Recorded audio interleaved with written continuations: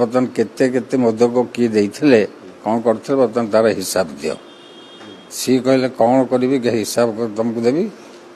ଏଇ ମଦକ ଏଇମାନେ ସବୁ ଦେଇଥିଲେ। ଏଇ 313 ମଦକ ଆସିଥିଲା କିନ୍ତୁ ସବୁ ବୈଦ୍ୟମାନେ ଦେଇଥିଲେ। ତା ଭିତରେ ଆମର ରୁଦ୍ର ନନ୍ଦନ ମିଶ୍ର ସେ ବି 99 ମଦକ ଦେଇଥିଲେ। ଏମିତିକା ସବୁ 5-7 ଜଣଙ୍କ ନାଁ କହିଲେ। ମୁଁ କହିଲି ଟୋଟାଲ କେତେ ଦେଇଥିଲେ କୁହ। ନା 313 ମଦକ ଦେଇଥିଲେ କିନ୍ତୁ ଆପଣଙ୍କର ତ ଆସିକି ନେଇକି ଯାଇଛନ୍ତି ଭୋଗ ବେଳକୁ, ଆଉ କିନ୍ତୁ ନେଲା ବେଳକୁ 70 ମଦକ କମ୍ ଥିଲା। ତେଣୁ ସେ 70 ମଦକ କମ୍ ଥିବା ନେଇକି ତାଙ୍କର ସେ ଯାଇଛନ୍ତି। ମୁଁ କହିଲି ତେମେ ଗଣିଥିଲ ନା ଆମେ କାହିଁ ଗଣିବୁ। ଯିଏ ଯାହା ସବୁ ଦେଇଥିଲେ ସେ ସବୁ ଦେଇଥିଲେ। ସେଥିରେ ସବୁ ବର୍ଷ ସେମିତି ଦିଅନ୍ତି ଦେଇଥିଲେ ଆଉ କ'ଣ। କିନ୍ତୁ ଆପଣଙ୍କର ତ ଭାଗାରୀ ମାନେ ନେଇକି ଗଣିକି ନେଇକି ଗଲେ କିନ୍ତୁ ମାନେ ଦେଖାଗଲା ଯେ ସେ ଯେତିକି ମଦକ ନେଲେ ଆଉ ତା ଦେହରୁ 70 କମ୍। ତେଣୁ 70 କୁଆଡ଼େ ଗଲା କ'ଣ କଲା ମୁଁ କହିପାରିବିନି। ଆମର ତ ଏଠି CCTV ଲାଗିଛି।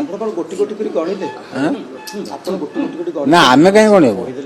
ଆମେ ସେ ତାକୁ ଡିଟେଲ୍ସ ପଚାରିଦେଲୁ ଯେଉଁମାନେ ସବୁ ମଦକ ଦେଇଥିଲେ କେତେ ମଦକ ଆସିଥିଲା ତେମେ ଆମକୁ କୁହ। ସିଏ କହିଲେ ଯେ ବର୍ତ୍ତମାନ ମଦକ ଯାହା ସବୁ ପ୍ରତିବର୍ଷ ଦିଅନ୍ତି ସିଏ ଦେଲେ ଆଉ ମଦକର ସଂଖ୍ୟା ହେଉଛି 313 କି କେତେ ଆସିଛି। ଆଉ ଯେଉଁ ଆପଣଙ୍କର ଯିଏ ସବୁ ଆସିକିରି ନେଲେ କି ଯାହା କଲେ ବର୍ତ୍ତମାନ ସିଏ 70 ମଦକ ତା ଦେହରୁ କମ୍ ଅଛି ନେଇକି ଗଲେ।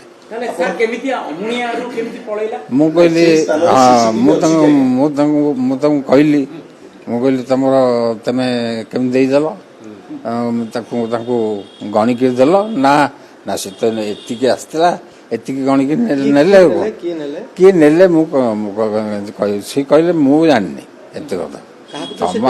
ତମର ଯିଏ ଆସିଲେ ସେ ନେଲେ ଯେ ମଦକ ତ ଯାଇଛି 70 ମଦକ କମରେ ସେମାନେ ମଦକ ନେଇଛନ୍ତି। ନାଇଁ ସବୁଠି ତ ଲାଗିଛି ଆଉ କ'ଣ ଅଛି। ଅଭିଯୋଗରେ କିଛି ନାହିଁ। ଅଭିଯୋଗରେ ଏତିକି ମାନେ ବର୍ତ୍ତମାନ ଏତିକି ମଦକ ଆସିଥିଲା ଆଉ 70 ମୂର୍ତ୍ତି କାହିଁକି କମ୍ ହେଲା।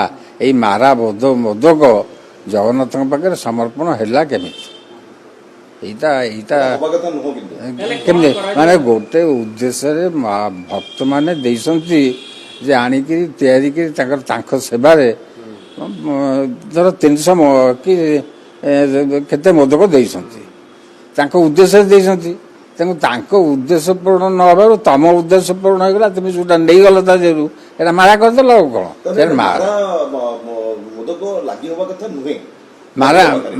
ମାରା ତା ଦେହରେ ହାତ ଦିଆହେବନି ମାରା ହବ କ'ଣ। ସେଠି ତାଙ୍କ ପାଖକୁ ସିଏ ଦେଇକି ଯାଇଛନ୍ତି ତାଙ୍କ ପାଖରେ ଯାଇ ପହଞ୍ଚେ। ସଂସ୍କାର ଆମର ତ ପ୍ରତିମା ଭିତରେ ଅଛନ୍ତି।